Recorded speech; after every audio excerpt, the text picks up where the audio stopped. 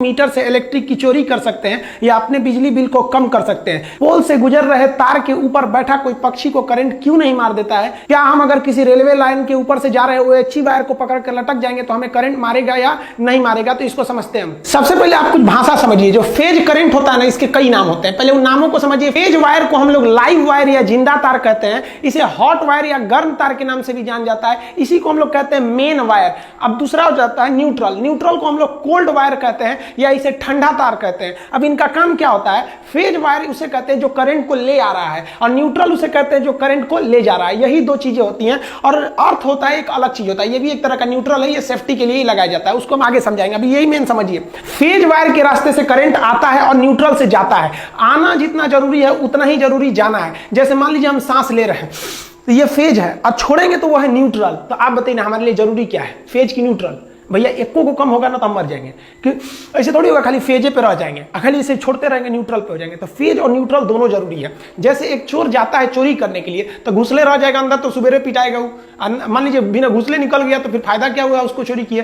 तो चोर जाने का रास्ता वो फेज, और जिधर से कूद के भागेगा वो न्यूट्रल। दोनों जरूरी है, फेज और न्यूट्रल। तगड़ा कौन मारता है भैया? दोनों बराबर है। सुरक्षा के लिए हम फेज तार को हम रेड कलर से रंग देते हैं, और जो न्यूट्रल होता है इसे किसी अन्य कलर से रंग दिया जाता है। अर्थिंग वायर को हमेशा हम हरा रखते हैं। अर्थिंग को लास्ट में समझेंगे। यहां देखिए, ये लाल वाला तार फेज के लिए हो सकता है, ये न्यूट्रल में आप किसी को भी यूज कर सकते हैं, लेकिन याद रखिएगा हरा तार का प्रयोग हमेशा अर्थिंग में करते हैं। देखिए, जब तक आपके पास न्यूट्रल नहीं रहेगा ना, आपको बिजली का झटका नहीं लग सकता है। करंट कहता है कि हम चले जाएंगे, जैसे हमको लौटने का रास्ता मिल गया तभी हम करंट मारेंगे। अगर लौटने का रास्ता नहीं है ना तो हम करंट मारेंगे ही नहीं मारेंगे। तो जो ट्रांसमिशन लाइन आ रही होती है, इसमें न्यूट्रल जानबूझ के नहीं दिया जाता है कि गलती से भी कोई इसे टच कर जाए तो उसे केवल फेज मिले। अगर न्यूट्रल दे देंगे तो लौटने का रास्ता मिल जाएगा, उसे करंट मार देगा। इसमें देखिएगा यहां पर पक्षी बैठे हुए हैं, इन पक्षियों को करंट नहीं मारेगा क्योंकि ये केवल फेज पर बैठे हैं। न्यूट्रल मिलेगा तभी मारेगा। यहां इस पक्षी को देखिए, इसमें भी देखेंगे एक फेज है, ये 3 ठो फेज हो गया, और एक हम ब्लैक कलर से कर देते हैं, और ये वाला हो जाएगा आपका न्यूट्रल। इस तीनों में से एक जो होता है, 4 में से एक जो होता है वो न्यूट्रल होता है।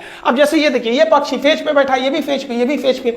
2 फेज वगैरह फेज पे बैठने से कभी करंट नहीं मारेगा, लेकिन जैसे ये न्यूट्रल पे टच हो जाएगा इसको करंट मार देगा। जैसे यहां देखिए ना, ये बकलोलवा को ये क्या किया, अपने पंजा से इसको पकड़े हुए है और ठोड़ से, चोंच से इसको पकड़ लिया है। लेकिन मान लिया कि एक ठो ये वाला क्या है, फेज है, और दूसरा ये नीचे वाला न्यूट्रल है, तो यहां से इसके ठोड़ से तो करंट घुस जाएगा, और करंट जैसे पैर के पास आएगा उसको समझ गया कि अरे भैया जाने का रास्ता मिल गया, न्यूट्रल मिल गया, मार इसको, झनाक से उड़ जाएगा। या फिर ऐसा भी हो सकता है कि नीचे वाला फेज हो, ऊपर वाला न्यूट्रल, तो नीचे पैर के रास्ते करंट घुस जाएगा, और ठोड़ के रास्ते से देख लेगा कि जाने का रास्ता है तो मार देगा इसको, इस ससुरा मरेगा ये। अगर ये फेज और न्यूट्रल पर बैठा है तब देखेंगे तो एक कौवा यहां बैठा हुआ है, ये कौवा फेज पर बैठा हुआ है, तो इसको करंट नहीं मारेगा क्योंकि न्यूट्रल नहीं है इसके पास। लेकिन ये आदमी को देखिए, बकलोलवा को, अपने जमीन पर खड़ा है, तो जमीन से इसको न्यूट्रल मिल जाएगा क्योंकि करंट को जाने के लिए न्यूट्रल जमीन है। सबसे बड़ा न्यूट्रल जो होता है वो जमीन होता है, तो ये तो न्यूट्रल ऑलरेडी है, और इसके ऊपर से ये किसी लोहे के छड़ द्वारा इसको छू दिया है, तो ये तो छू के ले आया है किसको, ये तो लेके आ रहा है फेज को। अपने पैर जमीन पे खड़ा है, मिल गया न्यूट्रल, फेज न्यूट्रल मिल गया, मारेगा इसे, मरेगा ये। देखिए, रेलवे का जो ओवरहेड इक्विपमेंट OHC वायर गया रहता है, अगर आप इस वायर को पकड़ के लटक जाते हैं तो आप तो केवल एक फेज बन गए, मतलब करंट जो है वायर से आपके शरीर में आ गया है, लेकिन आपको झटका नहीं मारेगा क्योंकि झटका मारने के लिए उसको चाहिए न्यूट्रल। आपको न्यूट्रल नहीं है। आप कहेंगे तो ट्रेन कैसे चल जाती है? तो ट्रेन जो होती है ऊपर से लेती है फेज, और उसके रास्ते उसके मोटर में आता है करंट, और चक्का जो होता है उसके इस रेल पटरी पर रहता है, और जगह जगह से रेल पटरी को जमीन से जोड़ा गया रहता है वायर द्वारा, तो पटरी से मिल जाता है न्यूट्रल और ट्रेन चल जाती है। अगर कोई इलेक्ट्रिक मिस्त्री पोल पर चढ़ा होता है तो वो अपने हाथ में रबड़ का ग्लव्स पहने रहता है जो इंसुलेटर का काम करता है। साथ ही अगर आप देखेंगे तो इसमें ये एक तो ये फेज हो गया है 3 ठो, और ये वाला एक हो गया न्यूट्रल। तो ये देखिए, ये केवल इन फेज के पास में है, न्यूट्रल पे नहीं है। इसको करे, जहां ये न्यूट्रल को टच करेगा इसको भी मार देगा। तो आपको न्यूट्रल पे बच के रहना है। ट्रेन के ऊपर अगर आप चढ़ जाते हैं कोई दिक्कत नहीं है। ट्रेन के ऊपर चढ़ के अगर OHC को पकड़ लिए तब तो मारेगा ही आपको, क्योंकि ट्रेन जो है वो जमीन से टच में, आपको मिला है न्यूट्रल और ऊपर से ले लिए फेज, आपको उड़ा देगा, उड़ जाएंगे आप तुरंत। लेकिन अगर आप लटक के झुलवा झूल रहे हैं तो कोई दिक्कत नहीं है, आप झुलवा झूलिए, किसी पे इस पे झूलिए, लेकिन याद रखिए झूला झूलते समय ना अगर आप न्यूट्रल पे टच हुए ना तो झुला देगा अच्छा से। कोई इलेक्ट्रिक मिस्त्री आपके घर काम करने आता है तो होशियार रहता है ना, तो वो दस्ताना पहन लेता है रबड़ का ताकि करंट ना आ पाए। अब इसको देखिए, ये होशियार है, और ये बकलोलवा को देखिए, ये ऐसे ही नंगे हाथ से ऐसे छू रहा है, और ये पकड़ लिया फेज वगैरह को। अब देखिए ये क्या करते हैं, होशियार होते हैं इलेक्ट्रिक मिस्त्री, चप्पल उतार देते हैं ऐसे, और चप्पल के ऊपर खड़े हो जाते हैं। जानते हैं कि चप्पल पहनेंगे तो कहीं हल्का सा भीगा हुआ होगा तो ग्राउंड पे टच होने की संभावना ज्यादा रहती है, तो उतार के ऊपर बैठ जाते हैं कि नीचे तो ग्राउंड में टच नहीं होंगे। अब काम कर रहे होते हैं सब, तो ये टच भी कर लेते हैं ना, तो फेज आ गया इनके शरीर में। अब इनका शरीर भी भी एक तरह से फेज बन गया है, लेकिन चप्पल के ऊपर खड़े हैं तो इन्हें करंट नहीं मारेगा। और बाकी लोगों से कह देते हैं कि बाबू हमको टच मत करना है, क्योंकि जानते हैं कि बबुआ अगर टच करेगा तो वो जमीन पे खड़ा है, वो बन जाएगा न्यूट्रल और उड़ा देगा उसको। तो अगर आप उसको टच कर लेते हैं तो वो तो था फेज। आप जैसे इसको टच किए हैं, आपका पैर जमीन पे है और अगर जमीन के संपर्क में आ गया, नंगे पर हैं आप या फिर भीगा हुआ है, तो फिर मार देगा, वो हो जाएगा जाने का रास्ता न्यूट्रल। अब जमीन हो गया न्यूट्रल और तार हो गया आपका फेज, और आप मिस्त्री और वो दोनों लोग क्या हो गए, बॉडी बन गए लोग, आप लोग को उड़ा देगा। तो ये मिस्त्री जो है, ये देखिए, ये होशियार भी है, स्मार्ट भी है, इससे जुड़ा कर्मफोर है। अर्थिंग समझिए क्या होता है। अर्थिंग का यूज केवल सेफ्टी के लिए किया जाता है। जैसे मान लीजिए कि यहां से करंट आ रहा है, तो रेड वाला फेज है वो ला रहा है और न्यूट्रल है ब्लैक वाला, तो आप इसमें से इसको खोसिएगा तो करंट लेके आएगा, और करंट इस फ्यूज में गया है। तो देखिए यहां से तो रेड वाला करंट है, ये तो आ गया फेज, और इसको चालू कर देगा फ्रिज को, और लौटने का रास्ता ये न्यूट्रल से ये लौट जाएगा। लेकिन जब कभी कोई इक्विपमेंट ज्यादा काम कर देते हैं, पुराने हो जाते हैं, तो हो सकता है कि यहां पर तार कहीं घिस गया हो पुराना होने से, और घिसने के बाद इसके बॉडी से टच हो गया हो। अगर इसके बॉडी से टच हो गया है तो देखिए ये आ रहा है तो फेज, और लौटने के लिए न्यूट्रल भी है, लेकिन कुछ यहां लीकेज करंट भी है। सब लीकेज करंट होने की वजह से ये जो फ्रिज है ये एक तरह का आपका फेज बन गया है। अभी देखिए एक्सेसरी जा रही है खोलने के लिए, जैसे खोलेगी तो ये जो है इसके पे क्या चलाएगा, करंट आ जाएगा, आई उधी आ जाएगी। इसका जमीन पे पैर टच है, जूता पहनी है, ये उतार देते हैं जूता, इसका जूता उतार दिए। अब देखिए ये नीचे है, इसका तो संपर्क हो गया नीचे से, अब यहां से जो करंट आया था वो न्यूट्रल में तो चला गया, लेकिन लीकेज करंट जो था इस फ्रिज के रास्ते से इस सूरी की बॉडी में चला आया, और इसका पैर नीचे था, इसलिए इसको जाने का भी रास्ता मिल गया, इसको मारेगा, ये उधिया जाएगी। तो इस लीकेज करंट से बचने के लिए हम चाहते हैं कि जिस तरह से फेज को लौटने के लिए एक न्यूट्रल था, उसी तरह लीकेज करंट को लौटने के लिए भी कोई ना कोई रास्ता होना चाहिए। तो लीकेज करंट को लौटने के लिए जो रास्ता होता है उसे हम कहते हैं अर्थिंग। जैसे मान लीजिए कि इसी फ्रिज से यहां एक वायर को ले आके जमीन में ऐसे कर देते तो वो क्या हो जाता है, अर्थिंग हो जाता है। अर्थिंग का साइन ऐसे ही बनाया जाता है, बड़ा से छोटा करते हुए जाया जाता है, अर्थिंग करंट। अब इससे क्या होगा, जो फेज आया था वो न्यूट्रल से चला गया, और लीकेज करंट जो था इस फ्रिज का इस वायर के रास्ते अर्थिंग में चला जाएगा। अब आप कहेंगे कि सर तब तो हर सामान में एक खोज उसमें खोद करिए, और उसमें को तार बांध के जगह जगह घर फोड़ के उसको अर्थिंग करिए, घरे खराब हो जाएगा ये अर्थिंग से। तो देखिए अर्थिंग सेफ्टी देता है, इसको कहां लगाया जाता है। अर्थिंग जो होता है ना, इसका जो प्रतिरोध होता है, क्वेश्चन पूछेगा कितना होना चाहिए, तो अर्थिंग का प्रतिरोध रेसिस्टेंस बहुत ही कम होना चाहिए, 8 ओम से भी कम होना चाहिए। जबकि हमारे शरीर का जो प्रतिरोध होता है, अगर शरीर भीगा है तो 1000 होता है, और अगर सूखा है तो 1 लाख हो जाता है। तो यानी हमारा शरीर सूखा है तो करंट को 1 लाख से धकेलेगा, अब भीगा है तो 1000 से ढकेलेगा। और जो अर्थिंग होता है वो महज 8 ओम से ढकेलता है। इसलिए कोई भी कहां जाता है, प्रतिरोध मतलब होता है रुकावट, ब्रेकर। अब आप बताइए, आप गाड़ी से जा रहे हैं, एक तो ब्रेकर इतना ऊंचा है, अब बगल वाला ब्रेकर थोड़ा सा है, तो गड़िया वाला को देखते हैं मुड़ा के जाता है, कहता दूर हचका पे से कौन जाएगा। तो हमारे शरीर का प्रतिरोध यानी ब्रेकर ज्यादा हैवी होता है, और अर्थिंग का ब्रेकर कम होता है, इसलिए लीकेज करंट इधर न जाके नीचे चला जाता है। अर्थिंग के लिए अर्थिंग का प्रतिरोध हमेशा कम रखा जाता है, 8 ओम से इसे नीचे रखना चाहिए। देखिए अर्थिंग को ही हम ग्राउंड कहते हैं, ये एक तरह से सेफ्टी के लिए ही यूज किया जाता है, जबकि ये एक तरह से कहिए तो जो लीकेज करंट है उसे वापस जाने के लिए रास्ता दे देता है। अर्थिंग वायर हमेशा और हमेशा हरा रंग का रहना चाहिए। इसे 10-15 फीट जमीन के अंदर गाड़ दिया जाता है, एक प्लेट को, तांबे का प्लेट, और उससे एक तो रॉड निकाला जाता है, उसमें कोयला, चारकोल, नमक को डाल दिया जाता है ताकि अच्छे से गल के उसमें वहां पे मॉइस्चराइजर बनाया रहे। और उसके बाद एक रॉड निकाल दिया जाता है। रॉड से क्या किया जाता है कि एक रॉड से एक हरे रंग का अर्थिंग वायर को लाते हैं, और इस अर्थिंग वायर को ले आके ये जो एक्स्ट्रा ऊपर वाला छेद दिया रहता है ना, इसी में जोड़ देना चाहिए अर्थिंग वायर को ले आके। इससे क्या फायदा होगा, देखिए मान लीजिए ये आपका फ्रिज है, इस फ्रिज से हम सप्लाई ले आ रहे हैं, तो इससे 3 ठो सप्लाई लाना चाहिए। कौन कौन सा, एक हो गया फेज का, एक हो गया न्यूट्रल का, और एक हो गया लीकेज करंट के लिए। अब आपसे पूछेगा लीकेज करंट की सप्लाई कहां से दी जानी चाहिए, तो किसी भी लोड यानी जो मशीन है आपका, फ्रिज कूलर जो भी है, उसकी बॉडी से टच कराकर एक आपको अर्थिंग ले आना चाहिए। अब इसको तीनों में जोड़ देना चाहिए, एक जुड़ गया फेज में, एक जुड़ गया न्यूट्रल में। देखिए यहां रेड वाला जो है वो फेज करंट आ रहा है, और काला वाला जो है वो है आपका न्यूट्रल।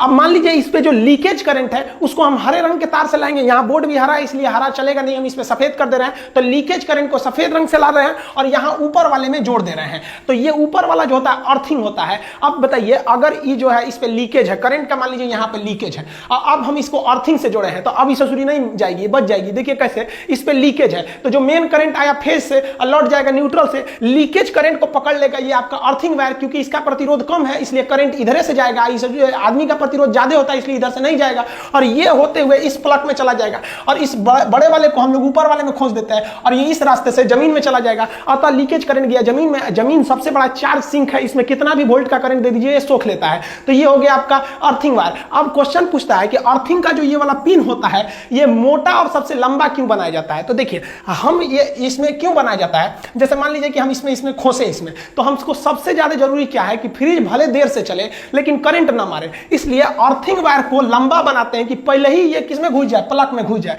और जैसे डालेंगे पहले प्लग में घुस जाएगा तो सबसे पहले ये प्लग जो है ये किससे संबंधित है, ये अर्थिंग वायर से संबंधित है। और ये किसको लेके आ रहा है, लीकेज करंट को। तो जैसे घुसाएंगे तो सबसे पहले लीकेज करंट को भेज दिया, और लीकेज करंट को भेज दिया उसके बाद ये दोनों का साइज सेम होता है, ये घुसेगा तब इसको देगा फेज और न्यूट्रल। पता चला पहले ही फेज दे दिए अब बाद में लीकेज को ले जा रहे हैं, उसी बीच कोई छू लेगा तो उसको धमाक से उड़ा देगा। इसे मोटा बनाने का दूसरा एक और रास्ता है कि हमें अर्थिंग करंट का जो रेसिस्टेंस जो प्रतिरोध है उसको कम रखना है, क्योंकि करंट धड़ाक से चला है प्रतिरोध कम होने की वजह से। प्रतिरोध कम करने के लिए किसी भी वायर को मोटा किया जाता है, तो जानबूझ के इसे मोटा कर दिया जाता है कि इसका प्रतिरोध घट जाए और उधर से लीकेज करंट फटाक से चला। इसमें इसे मोटा करने का एक और रीजन है कि इसको अगर आप मोटा कर देंगे तो अर्थिंग वायर जो है वो कभी भी फेज वाले में नहीं जाएगा और ना ही न्यूट्रल वाले में जाएगा, क्योंकि अर्थिंग का जो रेसिस्टेंस होता है वो बहुत ही कम होता है, उसे फेज और न्यूट्रल में नहीं जाने देना चाहिए। तो ये तीन रीजन है इसको मोटा बनाने का। देखिए अर्थिंग जो होता है वो दो तरह से लगाया जाता है। एक सरकार की अर्थिंग होती है जो सरकारी लाइन से आती है, वो हर जगह अवेलेबल नहीं है, और कुछ ऐसी अर्थिंग होती है जो व्यक्ति खुद से लगा लेता है। जैसे आप इस एग्जांपल में देखिए कि ये पावर सब स्टेशन है, इसमें आपको दो तीन ठो लाइन दिख रही होगी रेड कलर की जो आपकी फेज लाइन है, एक ग्रीन कलर की जा रही है जो अर्थिंग है, काले रंग की जा रही है जो न्यूट्रल है। अब ये वाले घर वाले भाई साहब क्या किए हैं, आप ध्यान दीजिए कि वाले इस वाले से क्या ले लिए हैं, फेज ले लिए हैं, एक न्यूट्रल ले लिए हैं, एक अर्थिंग ले लिए हैं। इनको फेज भी मिल गया, जाने का रास्ता न्यूट्रल भी मिल गया, इनमें घर में किसी को करंट भी मारेगा तो ये अर्थिंग में चला जाएगा, ये घर सुरक्षित है। लेकिन ये वाले भाई साहब को देखिए, ये अर्थिंग लाइन से अर्थिंग लिए ही नहीं है, लाल वाले से फेज ले लिए हैं, काले वाले से न्यूट्रल ले लिए हैं, लेकिन ये भी बंदा होशियार है, ये अपना पर्सनल अर्थिंग लगा के रखा है। देखिए यहाँ पे इसने क्या लिया है, पर्सनल अर्थिंग, तो ये भी बच जाएगा। ये सरकार का फायदा उठा रहा है, ये अपने दिमाग का फायदा उठा रहा है। बकलवा को देखिए, सब स्टेशन से आया लाइन 3 फेज जा रहा है, एक ठो फेज ले लिया अपने घर में और एक ठो न्यूट्रल ले लिया जाने के लिए, और सरकार इस एरिया में अर्थिंग दी ही नहीं थी और यो ससुरा अपने घर में अर्थिंग नहीं लगाया तो उड़ेगा इसके यहाँ करंट मारेगा किसी को तो झनाक से उड़ेगा ही। देखिए हमारे यहाँ जो डिस्ट्रीब्यूशन लाइन होते हैं उसमें 3 फेज दिए जाते हैं, यानी ये देखिए 3 लाइन दी जा रही है। ये फेज इसलिए दिए जाते हैं कि सब स्टेशन पे लोड कम पड़े। मान लीजिए किसी मोहल्ले में 300 घर है तो क्या किया जाएगा, हर फेज से 100 घर को सप्लाई दे दी जाएगी, तो हर एक फेज पर लोड ज्यादा एकदम सेम रहेगा तो मोहल्ले में बिजली सेम रहेगी। लेकिन क्या किया जाता है ना, कभी कभी लोग किसी घर में ज्यादा लोड है, किसी घर में कम लोड है, किसी मोहल्ला में पता चला 2 फैक्ट्री लग गई तो उसके वाले पर लोड ज्यादा हो जाएगा तो उधर जो वोल्टेज होगा टिमी टिमी रहेगा, तो लोग उस फेज से हटा के दूसरे फेज में लगा देते हैं। तो ये ना हो इसलिए हम लोग ज्यादातर फेज को डिस्ट्रीब्यूट कर देते हैं। लेकिन हमारे यहाँ बिहार में यूपी वगैरह में क्या होता है ना, चोरी लोग कर लेते हैं। अक्सर हर जगह लोग थोड़ा बहुत चोरी कर लेते हैं। क्या करते हैं, वो टोक फंसा लेते हैं। देखिएगा ना कोई बोतल वोतल रहेगा तेल उल का तो उसको आधा काट के उसमें तार में फंसा के इस तरह से टोकन फंसा लेंगे लोग और उसमें इसमें डाल देंगे फेज में और एक तो न्यूट्रल में ले लीजिए, फेज ले लेगा, घर से ही न्यूट्रल अर्थिंग बना सकता है वहां पर। और उससे क्या होता है, तब ये सब स्टेशन पर लोड ज्यादा हो जाता है। पता चला इसने 100 घर को डिस्ट्रीब्यूट किया था और किसी एक फेज में 50 तो घर वाले टोक फंसा के चोरी करने लगे हैं लोग। अब भाई चोरी करेंगे तो उस पर एक्स्ट्रा लोड आ जाएगा, तो इस एक्स्ट्रा लोड से लिए कई बार छापा पड़ता है तो ये लोग क्या करते हैं, उतार लेते हैं, कहते हैं हमारे यहाँ तो लाइटें नहीं है। देखिए जो हाई टेंशन लाइन होती है, जो जहां से ट्रांसमिशन होके आ रही होती है, उसको हम लोग डेल्टा में जोड़ते हैं। डेल्टा ऐसे कनेक्शन को कहते हैं जिसमें से न्यूट्रल नहीं गया रहता है, यानी अगर डेल्टा में जुड़ा है तो न्यूट्रल ही नहीं है, आप उसको करंट ले लेंगे लेकिन कोई काम नहीं कर पाएंगे और ना ही आपको झटका मारेगा, क्योंकि डेल्टा में न्यूट्रल नहीं होता है, आपको न्यूट्रल देना पड़ेगा। तो जो हाई वोल्टेज होते हैं यानी स्टेप अप करंट या ट्रांसमिशन लाइन, वो डेल्टा में जुड़ा होता है। लेकिन जब वो सब स्टेशन पे पहुंचता है तो उसे स्टेप डाउन करके उसे हम लोग कहते हैं लो वोल्टेज और उसके बाद डिस्ट्रीब्यूट करते हैं। तो डिस्ट्रीब्यूशन लाइन आपको स्टार कनेक्शन में होता है। स्टार कनेक्शन में 3 फेज के साथ साथ एक न्यूट्रल भी होता है। क्वेश्चन कहेगा कि जो स्टेप डाउन ट्रांसफार्मर होते हैं वो कौन से होते हैं, तो वो डिस्ट्रीब्यूशन के लिए होते हैं, उनका वोल्टेज कम होता है। कम वोल्टेज पे ही हम लोग को काम चलाना रहता है अपने घरों का 240-230 वोल्ट के आसपास में, तो वो स्टार में रहते हैं। लेकिन high tension line, high voltage step up वाले डेल्टा में रहते हैं। ये अलग से हम पढ़ाएंगे आपको डेल्टा और स्टार में और क्या होता है जंपर पिन इनसे इसको कनेक्ट करने के लिए। तो इस तरह से हमको आता है डेल्टा से ट्रांसफार्मर दे देता है स्टार। अब हमको जो मिलते हैं, देखिए कोई भी चीज कभी कभी सुने होंगे कि ये 3 फेज का है, ये सिंगल फेज का है, तो सिंगल फेज की चीज कमजोर रहते हैं और 3 फेज की चीज बहुत शक्तिशाली रहते हैं।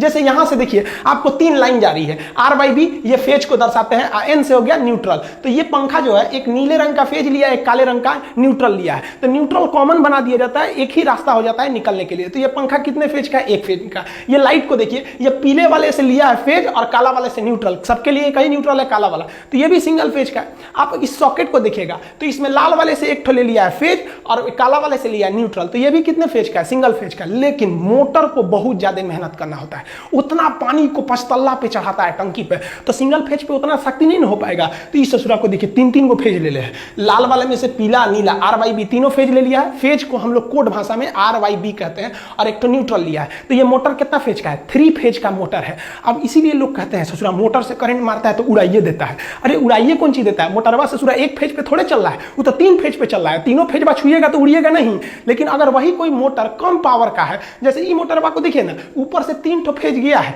लेकिन ये लिया है एक को नीला वाले से फेज, एक न्यूट्रल, तो ये तो सिंगल फेज का मोटर है, इससे करंट मारेगा ना आपको, तो उतना झटका नहीं मारेगा। लेकिन ये 3 फेज वाले से मारेगा ना तो उड़ाइए देगा आपको। आपके घर में जो सप्लाई आती है पोल से, डिस्ट्रीब्यूशन लाइन, हालांकि इससे पहले वाले वीडियो में हम आपको ट्रांसमिशन लाइन और डिस्ट्रीब्यूशन लाइन पढ़ा दिए हैं, उसमें 4 ठो वायर आएगा। देखिए यहाँ पे 3 वायर जो है वो फेज के लिए है, 1 वायर जो है वो न्यूट्रल के लिए है। देखिए अगर आप सिंगल फेज का करंट लिए हैं, अपने घर में सप्लाई लिए हैं, तो 1 ठो आपको दे देगा फेज, एगो देगा न्यूट्रल, न्यूट्रल तो हर हाल में देगा। और 3 फेज का लिए हैं तो 4 गो तार आएगा, 3 ठो फेज आएगा, एगो न्यूट्रल आएगा।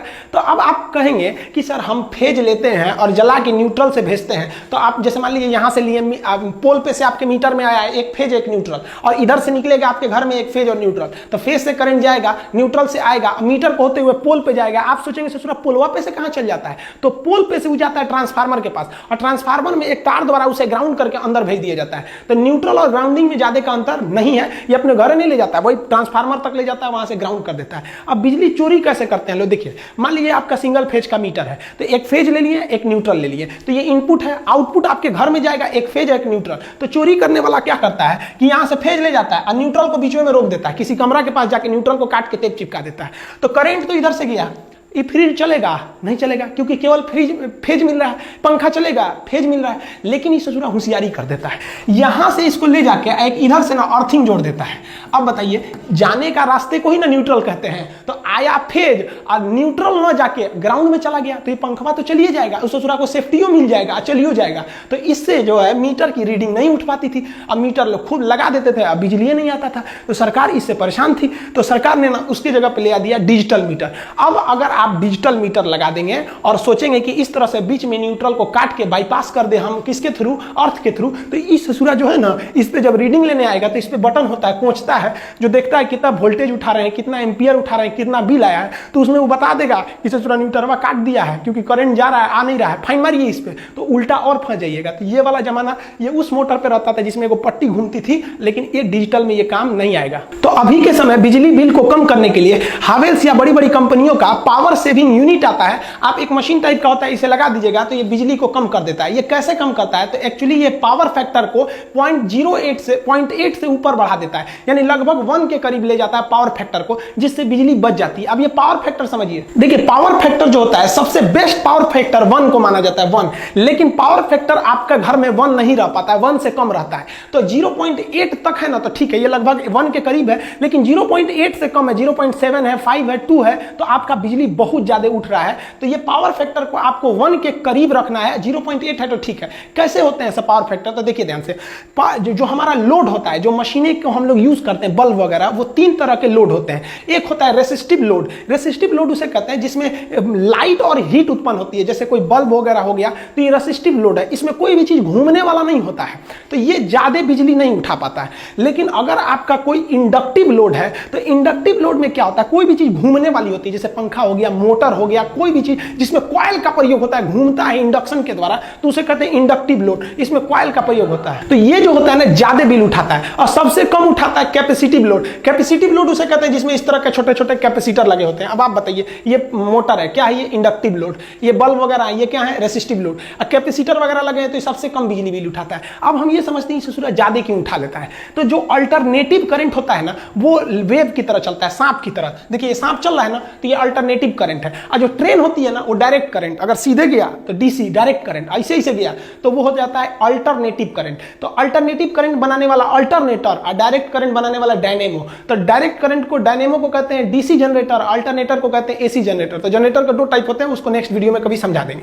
तो जो करंट होता है हमारे घर में एसी, वो सांप की तरह चलता है, तो इसे हम कहते हैं वेव। इसी को फ्रीक्वेंसी होती है। फ्रीक्वेंसी का मतलब होता है फेरा। तो हमारे घर में जो करंट आती है उसकी फ्रीक्वेंसी होती है 50। यहां आप देखिएगा सांप का दो फेरा दिखेगा, एक ये वाला फेरा हो गया और एक ये फेरा हो गया। तो इसकी फ्रीक्वेंसी कितनी दिख रही है? 2। लेकिन जो घर में करंट आ रहा होता है उसकी फ्रीक्वेंसी 50 होती है, यानी 1 सेकंड में वो 50 फेरा मार देता है वो। तो जो कभी देखिए इसमें भी जो करंट आता है हमारे घर में, उसमें दो चीजें होती है। एक होती है वोल्टेज, यानी जो प्रेशर जो बिजली को ढकेल रहा है, और एक करंट जो इलेक्ट्रॉन आ रहे हैं। तो करंट होता है और जो वोल्टेज होता है, उन दोनों का जो टर्म है, जो फेरा है, वो जो वेव है, वो एक के ऊपर एक रहना चाहिए, तभी अच्छा माना जाता है। तो जितने भी रेसिस्टिव आपके लोड होते हैं या कैपेसिटिव लोड होते हैं, इसमें देखिए यहां हम काले रंग से बना दिए हैं वोल्टेज और लाल रंग से बना दिए हैं आपका करंट। तो ये दोनों एक ही पर होते हैं, इसलिए आपका जो होता है पावर फैक्टर वो सेम होता है। इसलिए ऊपर नीचे रखिएगा तो कट के 1 आ जाता है, इसलिए इसे अच्छा माना जाता है, इसे भी अच्छा माना जाता है। लेकिन जब आप कभी कॉइल को लगाते हैं,